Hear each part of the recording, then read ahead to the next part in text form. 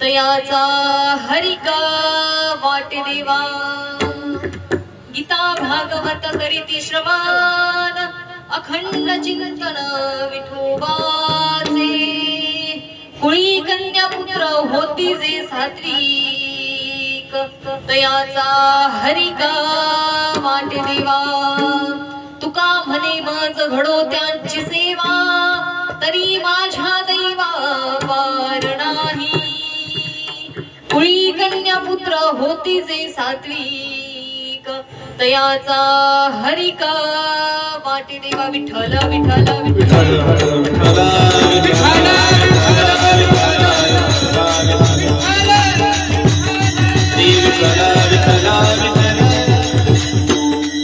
महायोग पीठे तटे भीमरथ्यम वरम पुंडलिकाय दातो मुनीन्द्रे समागत्य तिष्ठं तमानंद कंदम परब्रह्मलिंगम भजे पांडुरंगम समचरण सरोजम सांद्र नीलाभुदाभम जगननिहितपानी मंडनं मंडनानां तरुण तुलसीमाला कंधरं कंजनेत्रं सदय धवलहासं श्री विठ्ठलं चिन्तयामि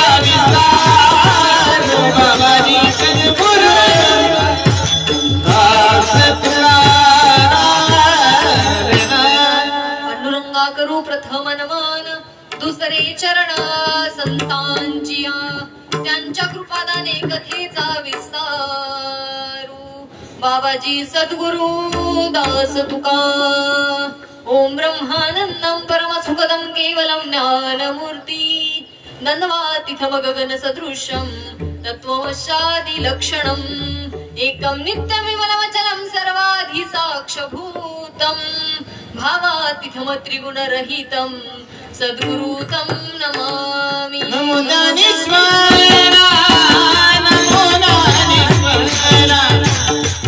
नमो ज्ञानेश्वर नमो ज्ञानेश्वर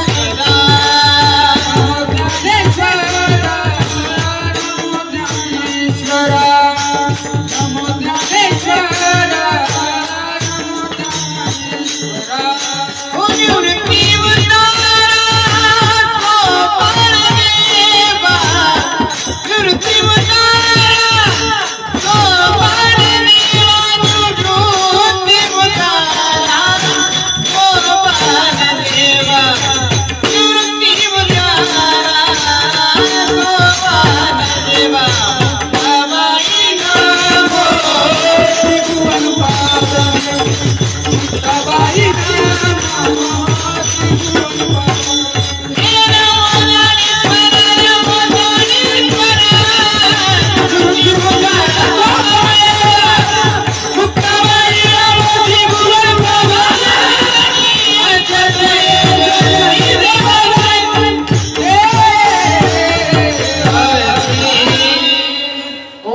ज्ञानेश्वरा करुणाकरा दयाळ तुमचा अनुग्रह लाभलो पवन झालो चराचरी विठ्ठल विठ्ठल विठ्ठल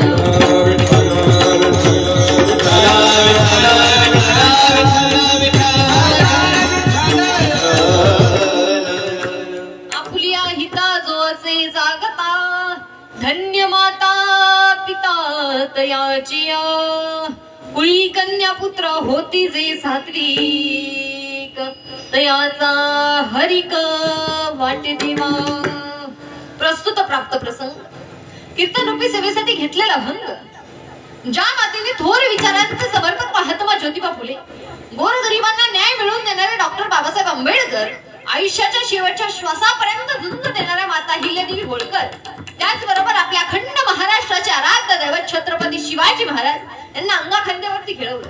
अशाच या पवित्र मातीमध्ये ज्यांनी माझ्या भगवंत भक्तीच्या प्रेम मंदिराचा कळस स्थापन केला या जगाची जगद्गुरु म्हणून ज्यांना ओळखलं जातं असे असणारे देहू निवासी श्रीमंत संत श्री तुकोबारा यांचा 4 चरणाचा अभंग तुम्ही मायबापांच्या सेवेसाठी घेतलाय। विठ्ठल विठ्ठल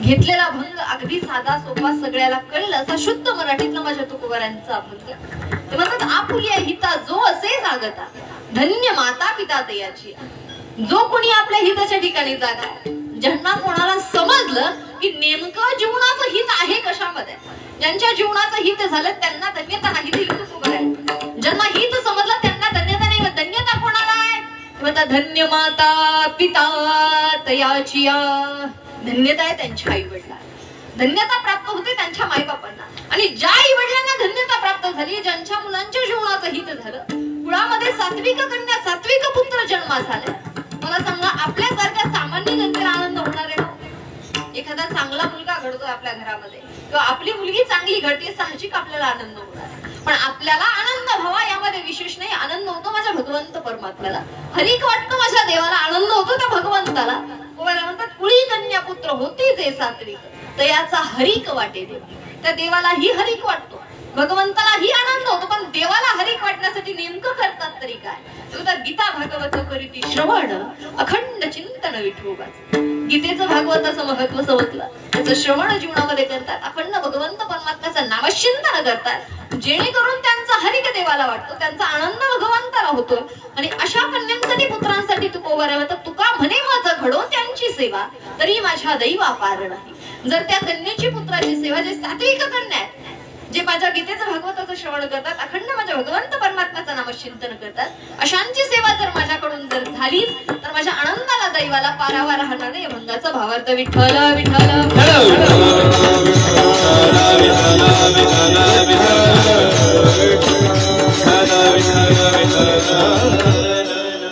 अगदी साधा सोपा सगळ्याला कळेल असा आपल्या नित्य पाठात असणारा माझ्या तुकोबारांचा अभंग आज कीर्तन सेवेसाठी घेतलेला. सांगितलं बाबा हो, जीवनाचं हित समजून घ्या. हित जर समजलं, धन्यता आपल्या आई बापाला प्राप्त होणार. या जीवनाचं हित जर झालं तर कुळामध्ये सात्विक कन्या सात्विक पुत्र जन्मास आले तर माझ्या भगवंतालाही आनंद होणार आहे. साधू संतांना ही सेवा करावीशी वाटते, पण अगोदर कळावं काय? नेमकं जीवनाचं हित आहे कशामध्ये हे आपल्या लक्षात आलं पाहिजे, समजलं पाहिजे. नेमकं काय करावं बाबा?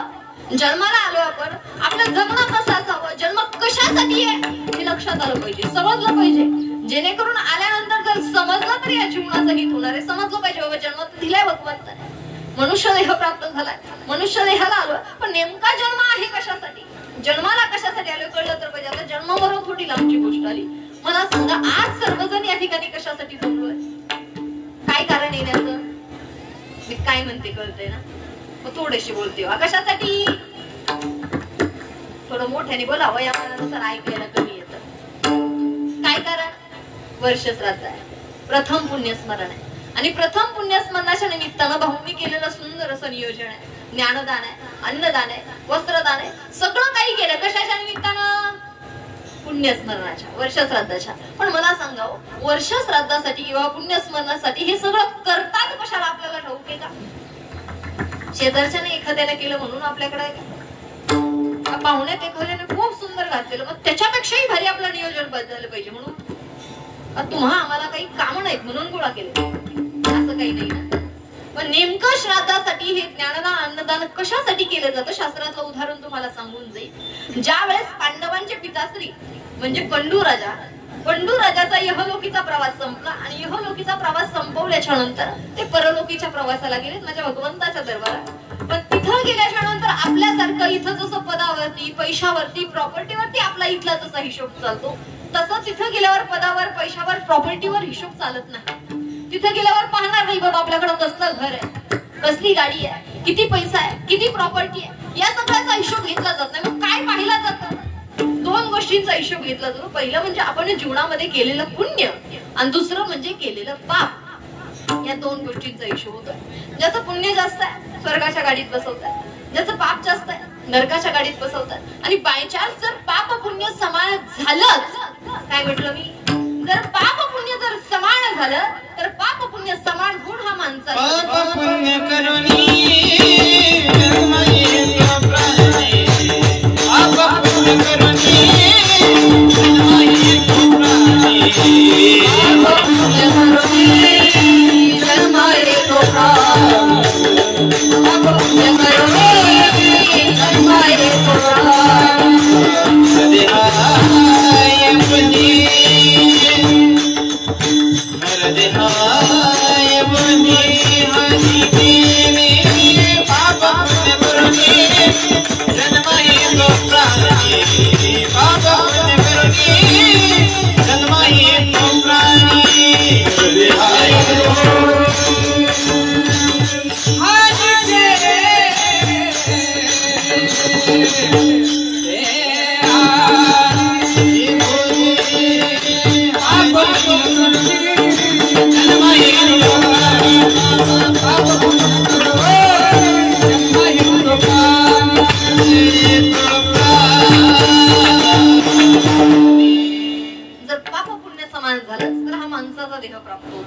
पण जर पाहिलं तर कधी पुण्य करायला गेलं पापही होतंय, कधी पाप करायला गेलं तर पुण्य होतंय. आणि पाप पुण्य समान होऊन आपल्याला परत माणसाचाच देह भेटेल. गॅरंटी सांगता येईल का पुन्हा माणसाच्या जन्माला येतो? म्हणतात ताई पुण्य करायला गेल्यावर पाप व्हायचा काय संबंध आला? चांगलं काम करतो, पुण्य कर्म करतोय, पण तिथं पाप कसं होईल? मला सांगा, एसटी बसने प्रवास करता बाहेर गावी जायचंय, समजा आपल्या पारगावच्या स्टँडवर थांबलो, तिथं गेलोय, वाट पाहतोय, कशासाठी? बस येणार आहे, मग आपल्या पुढच्या प्रवासात जायचं. 15 मिनिटं झाले, 20 मिनिटं झाले, 25 मिनिटं, अर्धा तास वाट पाहतोय, बस येणार आहे, मग पुढच्या प्रवासाला जायचंय. पण वाट पाहत असताना एखादा 10-12 वर्षाचा मुलगा समोर येऊन उभा राहिला, समोर आला, समोर हात केले, ताई अहो सकाळपासून काहीच खाल्लं नाही, 5-10 रुपये द्या ना. भाऊ एखादा चहा पुरते तरी द्या ना, एखाद्या वडापाव पुरते तरी द्या ना, खूप भूक लागली, मोठा अन्नाचा कण गेलेला नाही, काहीतरी द्या ना. समोर हात केले, लेकराच्या चेहऱ्याकडे जर पाहिलं तर वाईट वाटले, पटकन खिशात हात जातो, जेवढे सुट्टे पैसे सापडतील काढतो, मुलाच्या हातावरती टेकवतो, बाळा एखाद्या दुकानामध्ये जा, एखाद्या टपरीवरती जाऊन काहीतरी खायला आली. 10 रुपये 15 रुपये टेकवले त्या लेकराच्या हातावरती, जेणेकरून त्याचं पोट भरावं, त्याच्या मुखामध्ये 4 घास जावेत, आपल्याही हातून चांगलं काहीतरी काम व्हावं, यासाठी 10-15 रुपये त्या मुलाच्या हातावरती टेकवतो. पण तोच मुलगा आपल्याकडचे 10-15 रुपये घेतो, एखाद्या टपरीवरती जातो, आणि एखाद्या टपरीवरती जाऊन जर त्याच पैशाने व्यसन करत असेल, मला सांगा आपल्याकडून नेमकं काय घडेल? तिथं करायचं काय होतं?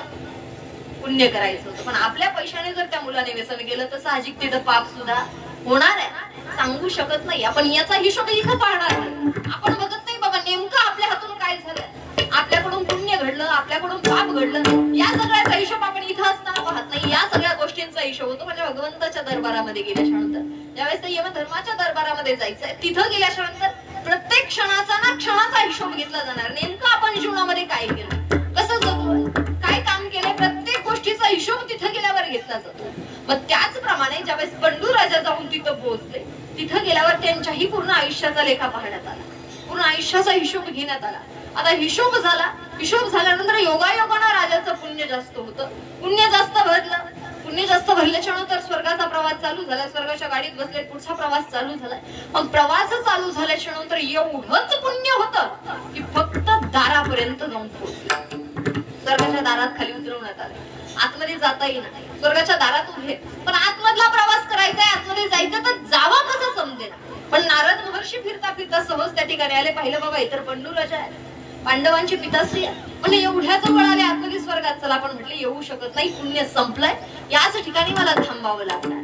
आता इथंच थांबावं लागणार आहे, पण काहीतरी उपाय तोडगा काढावा. मग सांगितलं माझ्या मुलांना माझ्या नावाने पुण्यकर्म करायला सांगा, ज्याचं पुण्य इथं भेटेल, पुढचा प्रवास करता येईल. आता पुण्य करायचंय, पांडवांची भेट घेतली, घडलेला पूर्ण वृत्तांत सांगितला, पिताश्रींना भेटून आलो, स्वर्गाच्या दारामध्ये उभे, आणि त्यांना आतमध्ये जाण्यासाठी पुण्याची गरज आहे, त्यांच्यासाठी पुण्य पाठवा. आता पुण्य पाठवत असताना काय करावं जेणेकरून वडिलांपर्यंत पुण्य पोहोचेल? मग म्हटले दान करायचं, जेणेकरून दानाचं पुण्य त्या ठिकाणी प्राप्त होईल. मग दान करत असताना त्यामध्ये ज्ञानदान आहे, अन्नदान आहे, वस्त्रदान आहे, भूदान आहे, गोदान आहे, सुवर्णदान आहे, अनेक प्रकारची दान आहे. पूर्ण 12 महिने दान धर्म चालू ठेवलाय, आणि 12 महिन्यानंतर 1 वर्षानंतर बंडू राजाला पुण्य त्या ठिकाणी प्राप्त झालं, आणि पुढचा प्रवास स्वर्गाचा करता.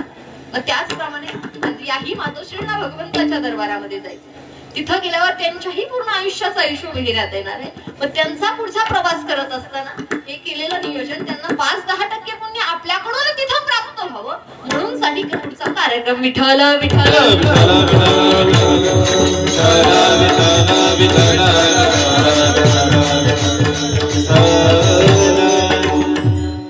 थोडंफार पुण्य त्या मातोश्रींना त्या ठिकाणी प्राप्त व्हावं म्हणून साठी सगळं केलेलं सुंदर असं नियोजन आहे. ज्ञानदान आहे, अन्नदान आहे, वस्त्रदान आहे, त्यांचं जे काही जीवन होतं खरं तर पाहिलं तर त्यांना पुण्य पाठवायची गरज सुद्धा पडणार नाही, कारण की त्यांचं जाणंच एवढं सुंदर झालंय ना.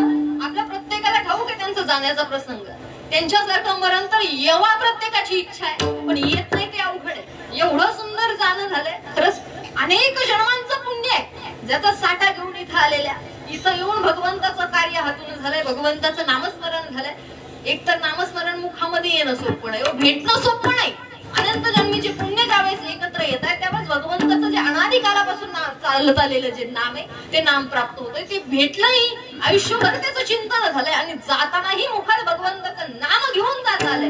एवढं सोपं मरण येणं सोपं, एवढं मरण सुंदर येणं कोणाला सोपं नाही हो. कारण की अनेक तपस्वी आहे, 1000 वर्ष तपश्चर्या करतात, पण 1000 वर्ष तपश्चर्या करून सुद्धा जाताना भगवंताचं नाम मुखात येत नाही.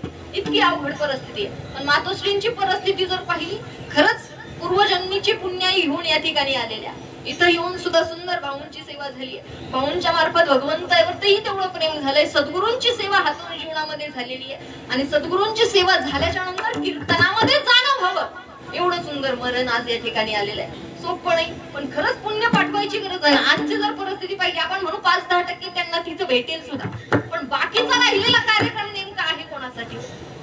गेलेत त्यांच्यासाठी, राहिलेत त्यांच्यासाठी का महाराजांसाठी? नेमका कोणाला? राहिलेल्यांसाठी. पण आम्ही राहिलेल्यांसाठी म्हणतोय. राहिलेली सुद्धा खूप प्रेमाने ऐकतात, अशाचा काही भाग नाही. जोपर्यंत फुलं पडत नाही, कार्यक्रम उरकत नाही, तोवर इथून हलता येत नाही. इथं बसलोय तोपर्यंत म्हणतात ताई सांगतायत ना 100% बरोबर, ताई सांगतायत ना अगदी खरं. पण कुठपर्यंत? जोपर्यंत या मंडपाच्या खाली तोपर्यंत एकदा काही इथून उठलो, ताईंचं सांगायचं काम आणि आपलं ऐकायचं काम आहे ना अशी परिस्थिती. तुम्हाला सांगावं, असलं जर ऐकणं असेल तर खरंच आपल्या जीवनाचं हित होणार आहे. काही उपयोग, काही फायदा, हे ऐकून फायदा नाही. थोडंच घ्यायचंय जीवनामध्ये, पण थोडं सुद्धा या जीवनाचं हित करणार असं. एकतर एवढा सुंदर माणसाचा देह आपल्याला प्राप्त झालाय, भेटणं सोपं नाही. अति दुर्लभ गोष्टीच्या माझ्या साधू संतांनी सांगितल्या, त्यात सगळ्यात प्रथम गोष्ट सांगितली आपला हा माणसाचा देह. आता तो माणसाचा देह भेटलाय, जन्माला तर आलोय, भेटण्यासाठी 84 लक्ष योनीचा फेरा फिरला. एक योनी कोटी कोटी फेरा, मग लागे 12 मनुष्य देहाचा. प्रत्येक योनीमध्ये कोटी कोटी वेळा जन्म घेतलाय आणि एवढ्या मरणाच्या जन्माच्या यातना बघून आज माणसाच्या देहाला आलोय. नरदेह दुर्लभ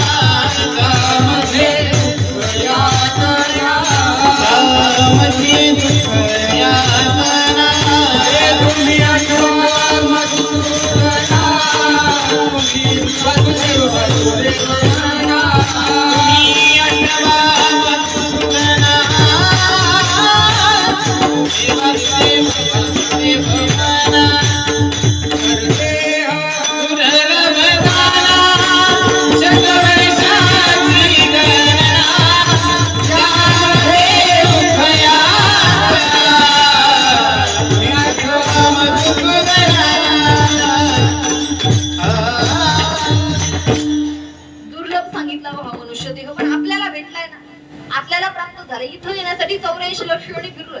प्रत्येक योनीमध्ये कोटी कोटी वेळा जन्म घेतलाय. कुत्र्याच्या जर जन्माला गेलं, मेलं की कुत्र, मेलं की कुत्र, मेलं की कुत्र, 1 कोटी वेळा झालाय. गाईच्या गेलं तिथेही तसंच, माकडाच्या गेलं तिथेही तसं, असं 84 लक्ष येतं निर्माण केलेल्या. आणि प्रत्येक योनी फिरून आज माणसाच्या देहाला आलोय ना. मग इथं येऊन तरी समजावं नेमकं आल्यावर आपल्याला काय करायचं. मनुष्य देह भेटलाय, पण दिलाय का भगवंताने? दिला कशासाठी बाबा नेमकं? दिनेंद्रिया हात पाय कान, हात पाय कान, दिनेंद्रिया हात पाय कान, हात पाय कान. डोळे मुख बोलाया वचन, बोलाया वचन.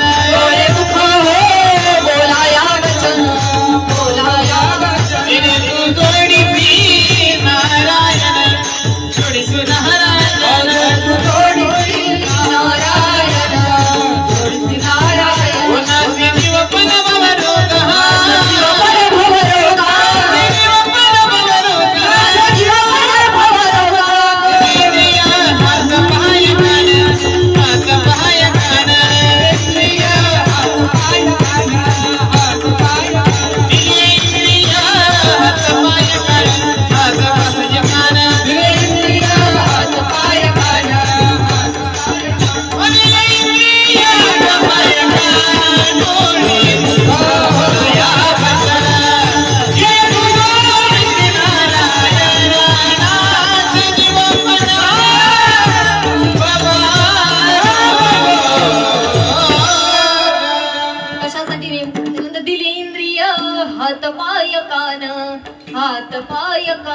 डोळे मुख हो बोलाया वचन, बोलाया वचन. पण नेमकं कशाला?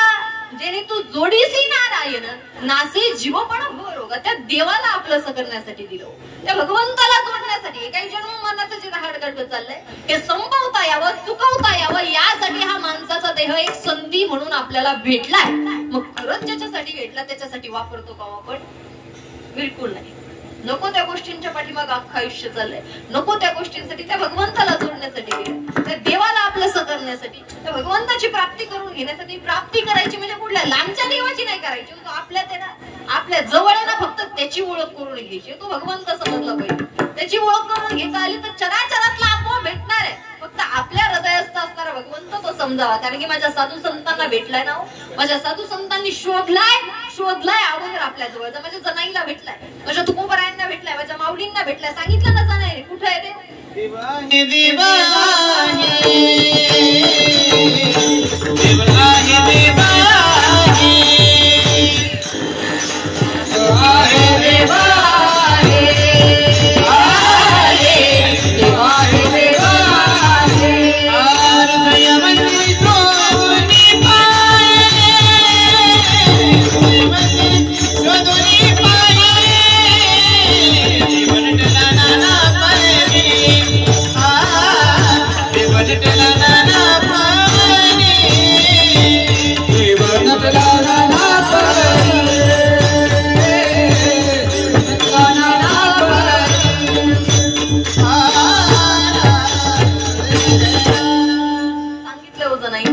देवाहे देवाहे हृदय मंदिरी शोधून पाय.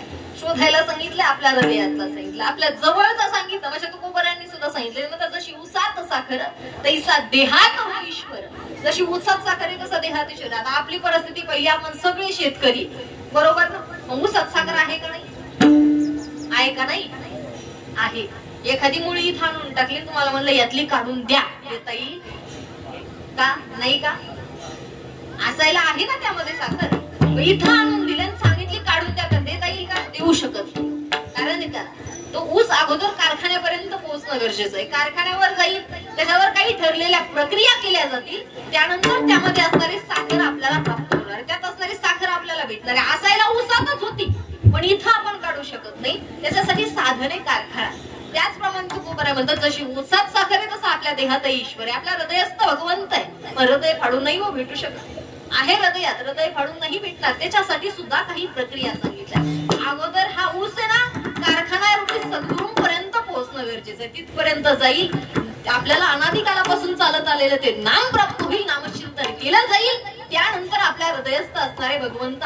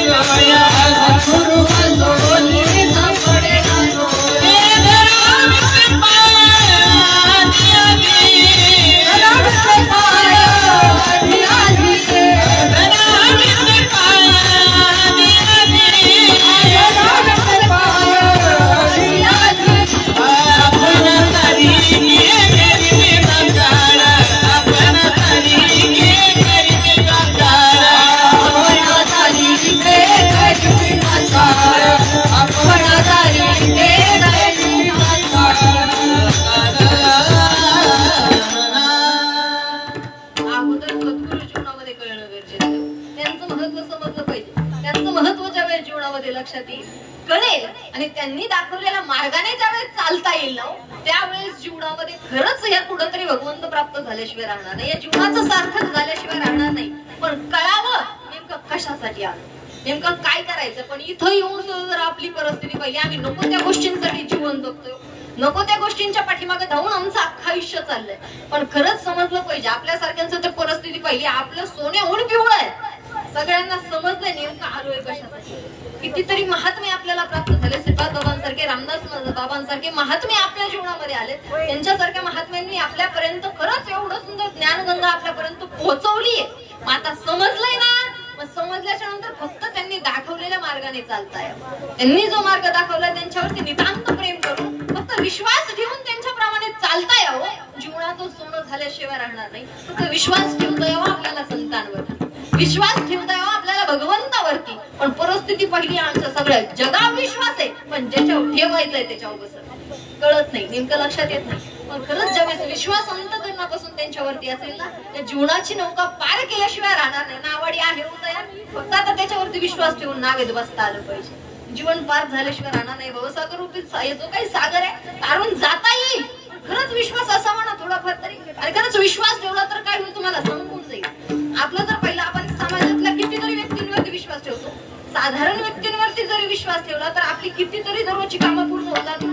विश्वासावरती कितीतरी कामं आपण पूर्ण करून घेतो. मग ते तरी भगवंत आहे. आणि जर पाहिलं सद्गुरूंना भगवंताने स्वतःपेक्षाही जास्त महत्व जीवनामध्ये संतांना दिलं. खरंच पहिला नामदेवरायांना विसोबा केसरांकडे पाठवण्याचं कारण होतं, भगवंत म्हणतात जे तुला मी सांगू शकत नाही, जे ज्ञान कधी माझ्याकडे प्राप्त होऊ शकत नाही, मी नेमका कोण आहे हे मी तुला सांगू शकत नाही. सांगण्यासाठी जीवनामध्ये सद्गुरूंची गरज आहे. तिथपर्यंत पोहोचले, तिथं गेल्यानंतर खऱ्या भगवंताची ओळख झाली. हो, मी म्हणजे कोण आणि देव म्हणजे कोण हे ज्यावेळेस समजलं, त्याच वेळेस खरं नामदेवरायांना भगवंत समजले. समजून देण्यासाठी विसोबा केसर गरजेचे, समजून देण्यासाठी जीवनामध्ये सद्गुरू गरजेचे. भगवंतापेक्षाही जास्त महत्व देवाने सद्गुरूंना दिलंय. एवढं महत्व दिले, मग त्यांच्यावरती जर विश्वास ठेवला तर का नाही पार होणार. फक्त विश्वास ठेवता यावा, तेवढा विश्वास असा. विश्वास म्हणजे नेमका कसा असावा, उदाहरण सांगून जाईल तुम्हाला. एक दिवस ना ज्यावेळेस कुरुक्षेत्रावरती युद्ध चालू होतं, आता युद्ध चालू असताना एक दिवस त्या कुरुक्षेत्रावरती अशी प्रतिज्ञा झाली की दुसऱ्या दिवशी ज्यावेळेस दिवस उजेडेल युद्धभूमीवरती एकही पांडव जिवंत राहणार नाही. आणि प्रतिज्ञा म्हणजे आपल्यासारख्या एखाद्या साधारण माणसाची नाही. प्रतिज्ञा करणारा कोणी हे जर पाहिलं, ज्यांनी हस्तिनापूरच्या गादीचं रक्षण केलंय, गंगापुत्र भीष्म, ज्यांनी शंतनुपुत्र ते भीष्म, ज्यांना खरंच त्यांच्या प्रतिज्ञेनेच देवदत्त म्हणून ओळखलं जातं, असे पाहिले जाणारे पितामह भीष्माचार्य, त्यांची प्रतिज्ञा आहे. आणि जर पाहिलं तर आजपर्यंतची एकही प्रतिज्ञा त्यांची खोटी ठरलेली नाही. मुखातनं बाहेर पडलेले शब्द कधी खोटा झाला नाही, असे असणारे पितामह भीष्म आहे. आता त्यांनी प्रतिज्ञा केली एकही पांडव जिवंत ठेवणार नाही. पण ज्यावेळेस संध्याकाळी युद्ध संपलं, युद्ध संपल्याच्या नंतर कौरव निघून गेले, पांडव निघून गेले, कौरव आनंदात होते. आता आनंद आहे, आपण युद्ध जिंकणार आहे, पांडव एकही जिवंत राहणार नाही. पांडवांना कसला आनंद नाही, काही दुःख नाही, शांत झोपी गेले. पण शांत झोपल्याच्या नंतर एवढं सगळं चालू होतं, पण जगाचा मालक त्या ठिकाणी उपस्थित आहे ना. माझ्या देवाला काही झोप लागे ना, भगवंताला झोप लागे. सारखी घालमेल जीवाची चालू आहे. बाबा उद्याचं आता कसं होईल, प्रतिज्ञा तर केली आहे, उद्या यांना कसं वाचवायचं. माझ्या भगवंताला झोप लागे ना. आता झोप लागत नाही, मग पटकन उठले. उठल्याच्या नंतर पाठीच्या सुमारास ज्या ठिकाणी अर्जुन झोपला त्या ठिकाणी जाऊन अर्जुनाच्या जवळ गेले. तिथे गेल्यावर आवाज दिला, अर्जुना अरे उठ नाही. उठा कसा शांत झोपला बाबा. देवाचा आवाज ऐका, पटकन गडगडून उठले. देवा अहो साखर झोपेची वेळ ही नाही, झोप मोड करता, नेमकं झालं काय, कशामुळे उठवताय देवा. भगवंताने आवाज दिलाय, पटकन उठले, विचारताय देवाला. पण देवाने सांगावं, अरे अर्जुना तुला ठाऊक नाही का प्रतिज्ञा काय झाली. देवा माझ्या समोर प्रतिज्ञा झाली, मला ठाऊक आहे. सांगितलं पितामहांनी एकही पांडव जिवंत ठेवणार नाही. अरे मग तू पांडवांच्यातलाच ना. देवा पांडवांच्यातलाच आहे मी, मला ठाऊक आहे, माझ्या समोर प्रतिज्ञा झाली. मग प्रतिज्ञा तुझ्या समोर झाली, तुला माहिती आहे, मग तू एवढा शांत कसा झोपला. तुला झोप कशी लागली, तुला भीती वाटत नाही का. आता आपल्यातल्या एखाद्याला जर समजलं उद्या आपलं मरण आहे, झोप लागेल. मरण खूप लांब राहिलं, फक्त समजावं संध्याकाळी आपल्या घरामध्ये चोरी होणारी, झोपेल का कुणी. चोरी होणारी समजलं तरी माणसाला झोप लागू शकत नाही. आता मरण येणार आहे एवढं जर समजलं, कसं कोणी झोपू शकतं. तरी पांडव शांत झोपले, तरी अर्जुनाला झोप लागलेली आहे. मग भगवंत विचारतात, बाबा एवढी कसं शांत झोपला, तुला भीती नाही का, कसली काळजी वाटत नाही का.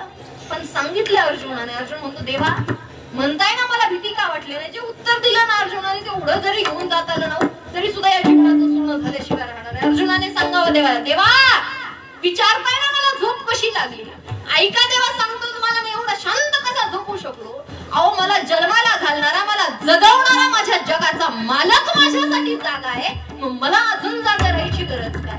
सांगावं अर्जुनानं, देवा माझ्यासाठी तुम्ही जागताय, तुम्हाला झोप लागत नाही माझ्यासाठी, मग मला जागायची अजून गरज काय?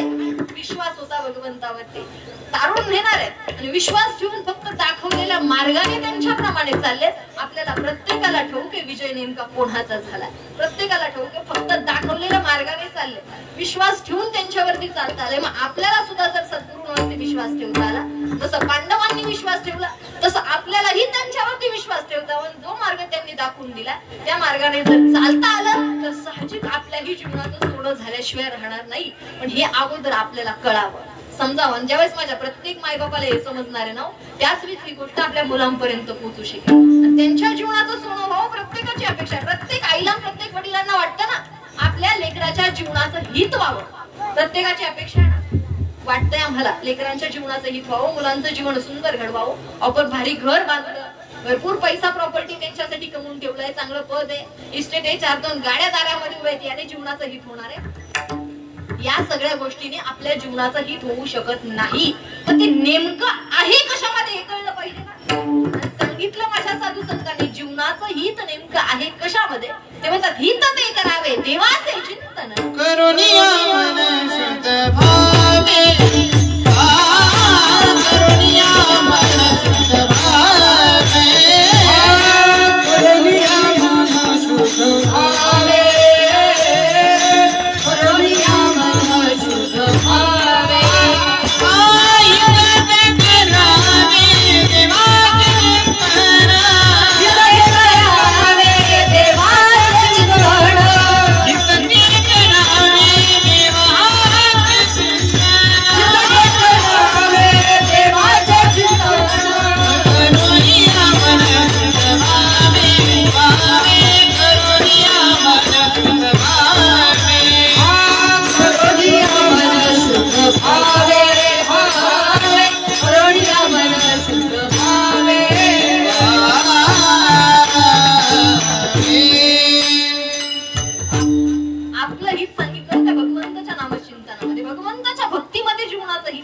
झालं पण पाहिजे ना, कळलं पण पाहिजे. आम्ही म्हणतो ताई आम्ही भारी घर बांधलंय, भारी सगळं नियोजन केलंय, आणि कितीही भारी घर बांधा, कितीही पैसा प्रॉपर्टी कमवा, किती मोठ्या मोठ्या गाड्या दारामध्ये उभ्या असल्या, या सगळ्याने जीवनाचं हित होऊ शकत नाही.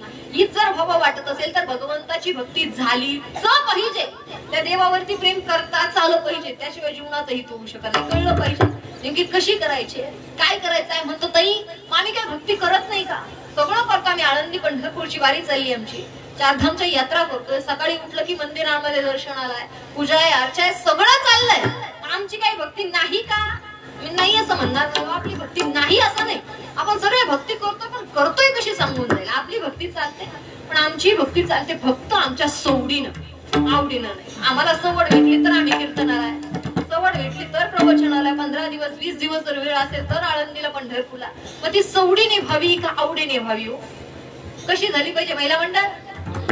आवडीने झाली पाहिजे. मग आपली चालली विसरली दया थोर झाली हरी, विसरली दया थोर झाली हरी, विसरली दया थोर झाली हरी, विसरली दया थोर झाली हरी, विसरली दया थोर झाली हरी, विसरली दया थोर झाली हरी, विसरली दया थोर झाली हरी, विसरली दया थोर झाली हरी. पततील भाने चौरशीच्या, पततील भाने चौरशीच्या, विसरली दया थोर झाली हरी, विसरली दया थोर झाली हरी.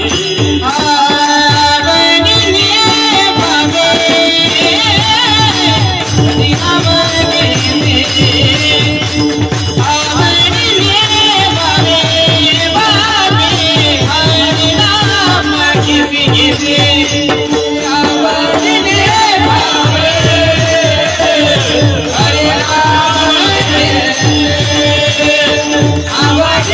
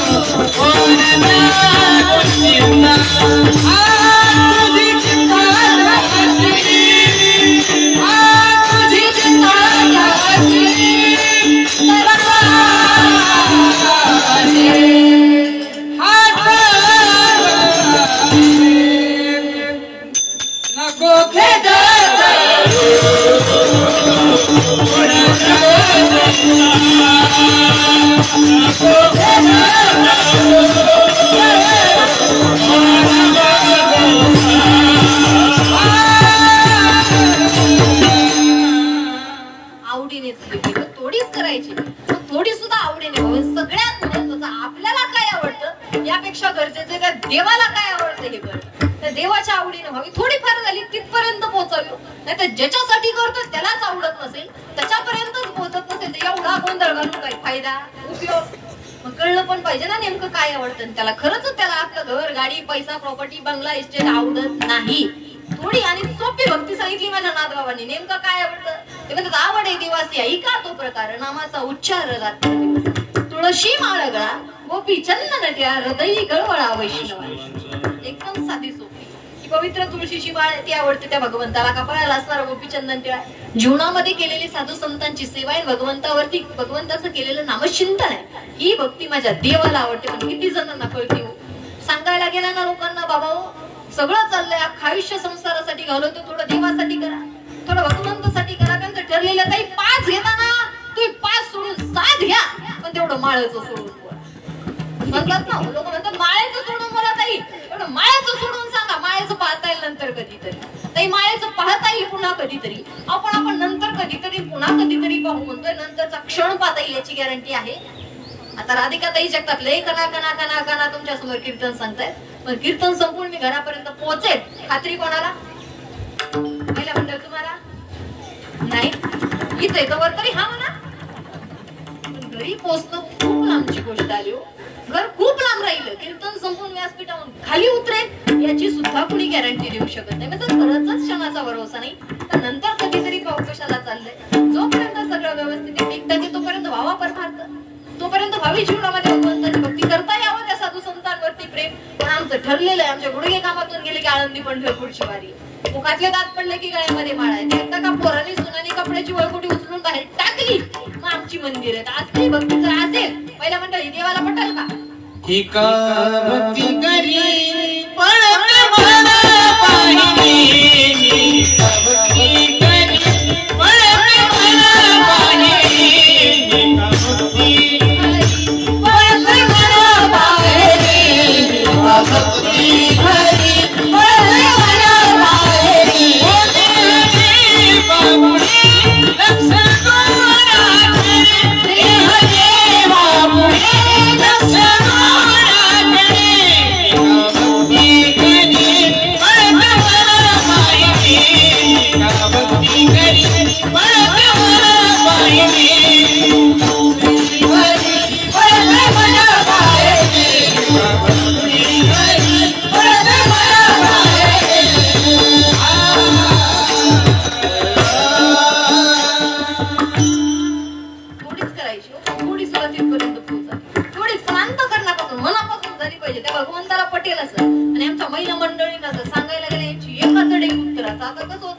महिला असल्यामुळे ते जवळ येतात, बसतात, बोलतात, यांच्याशी संपर्क साधण्याचा थोडा जास्त योग येतो.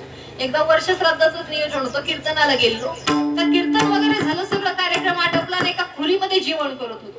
पण ज्यावेळेस जेवण चालू होतं, जेवण चालू असताना एक ताई समोर आल्या, अंगावर कडक 5-10 हजाराची साडी असेल, भरपूर दागदागिने घातलेले, अगदी सगळ्या सुंदर आल्या, समोर येऊन बसल्या. ताई खूप सुंदर कीर्तन झालं, खूप आवडलं सगळ्यांना, पण माझी ना एक मनापासून इच्छा आहे, तुम्ही 2 मिनिटं आमच्या घरी चहा घ्यायला या. मला संध्याकाळी कार्यक्रम होता, प्रवास खूप लांबचा होता. म्हणलं ताई मला लांब जायचंय, पुढच्या प्रवासाला उशीर होईल, मला फक्त 5 मिनिटात चहा घेऊन जातात, फक्त चला ना भिंतीला भिंत लागली, 2 मिनिटात भेट देऊन. आता एवढीच इच्छा आहे तर त्यांच्या घरी जाऊन येऊ. जेवण आटोपलं, त्यांच्या घरी गेलो. 25-30 खोल्यांचा मोठा बंगला बांधला होता, आतल्या आत सगळं सुंदर नियोजन केलेलं, भारी सगळं व्यवस्थित होतं. गेलो आतमध्ये जाऊन सोफ्यावरती बसलो, पण तिथं बसल्याच्या नंतर त्या ताई ज्यावेळेस पाणी घेऊन येतो, त्या पाणी घेऊन येत असताना एक 16-17 वर्षाचा तरुण मुलगा त्यांच्यासोबत घराच्या बाहेर पडला, त्यांच्यासोबत आईसोबत बाहेर आला. बाहेर आल्यानंतर त्यांनी पाहिलं बाबा महाराज मंडळी आले, ते असे छोटे छोटे सगळे टाळकरी नेले होते, गायक वादक सगळे होते सोबत, सगळेजण गेलो होतो. पाहिल्याच्या नंतर खाली वाकून सगळ्यांच्या पाया पडला, दर्शन घेतलं, छान वाटलं पाहिलं. कारण की आजकालची परिस्थिती जर पहिले आमच्या 16 वर्षाची पोरं आणि दर्शन घेणं असल्या भानगडीत पडत नाही. आपल्या घरांमध्ये जर परिस्थिती पहिली, आमच्या घरात एखादा पाहुणा आला, आमची पोरं मागच्या दाराने निघून जाते, ती आपल्या घरातली रियालिटी. मला ताई मुलगा तुमचाच आहे का? म्हणलं माझाच. मला किती हुशार आहे? मला होत आहे खूप हुशार आहे, आत्ताच 10वीत 11वीला गेला, एक शब्द सुद्धा मोडत नाही कधी, खूप हुशार आहे माझा मुलगा. मला एवढं सगळं चांगलं, तर एक गोष्ट सांगू का ऍड करायला? मला तुम्ही सांगायचं ना, मी ऐकायचं. घर तुमचं आहे, ताई आमचंच आहे, बाहेरच्या गाड्या त्याही आमच्याच आहे, पैसा प्रॉपर्टी अगदी सगळं सुंदर आहे. मला घर आहे, गाडी आहे, पैसा आहे, प्रॉपर्टी, एवढं सगळं चांगलं आहे, तर पोराला माळका नाही घालत, काही ना सगळं व्यवस्थित. मला म्हणताय ना ताई, खरंच 100% तुमचं बरोबर आहे. आमच्याकडे घर आहे, गाड्या आहे, पैसा आहे, प्रॉपर्टी, सगळं एवढं चांगलं आहे. मग जर ताई एवढं सगळं चांगलं आहे तर आत्ताच पोराचे खायचे पियाचे दिवस आहे.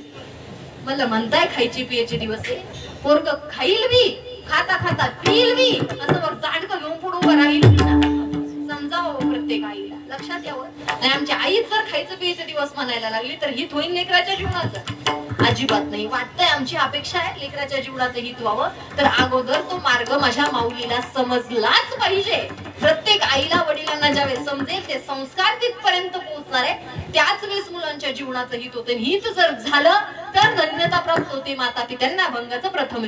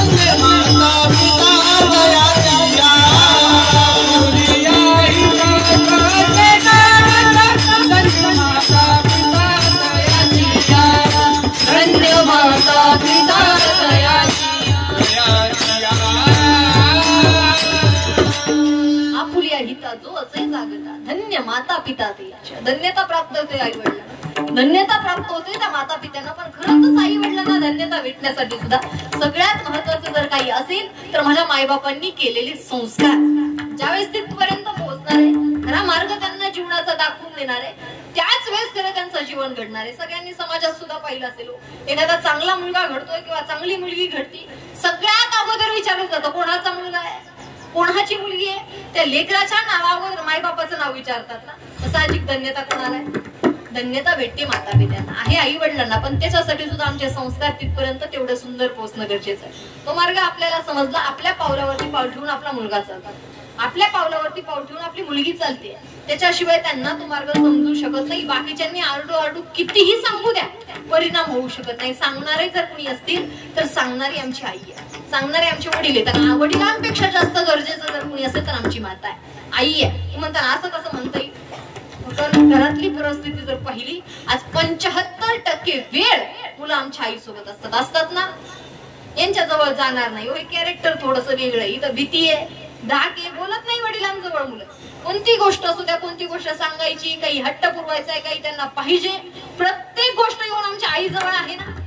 प्रत्येक गोष्ट येऊन आमच्या माऊली जवळ बोलतायत. कोणती गोष्ट पाहिजे आईला येऊन सांगतायत. मग आपल्याच हातात आहे नेमकं त्यांना काय सांगायचं, कोणत्या मार्गाने त्यांना न्यायचंय. म्हणून म्हटलं यांच्यापेक्षा महत्वाचं जर कोणी असेल तर संस्कार करण्यासाठी गरजेची असणारी आमची आई आहे. आमच्या माऊलीला समजावं. पण खरंच जर आमची आई म्हणायला लागली लेकराचे खायचे पियाचे दिवस आहेत, उपयोग नाही. त्यामुळे समजून घ्या, स्वतः त्या मार्गाने चला, जेणेकरून आपल्या पावलावरती पाऊल ठेवून आपला मुलगा चालेल, आपल्या पावलावरती पाऊल ठेवून आपली मुलगी चालेल. आपल्याशिवाय त्या लेकरांचं जीवन घडवू शकत नाही. आणि मी तर प्रत्येक वेळेस म्हणते, बाबा आई बनायचंय ना, आपल्याला आई बनता यावं माझ्या जिजाऊंप्रमाणे. किती सुंदर आयुष्य होत्या माझं, किती सुंदर जीवन घडवलंय. आम्ही प्रत्येक जण म्हणतो स्वराज्याची स्थापना जर कुणी केली असेल तर स्थापना माझ्या राजांनी केली आहे. पण खरं स्वराज्य जर कोणी घडवलं असेल, खऱ्या स्वराज्याची स्थापना माझ्या जिजाऊंनी केली आहे. कारण की त्या मातेचं स्वप्न आहे स्वराज्य स्थापन व्हावं, माझ्या रयतेला वाली भेटावा, माझ्या माई बहिणींचं रक्षण करता कुणीतरी असावा. स्वप्न सजवणारी माझी जिजाऊ आहे. स्वप्न सजवलं त्या आईने आणि नवस केलं आई शिवाई देवीकडे. माते एखादा पुत्र द्यायचा आहेच ना, माईचा पुत्र देवी गुंडा ज्याचा तिन्ही लोके असा पुत्र माझ्या पोटी जर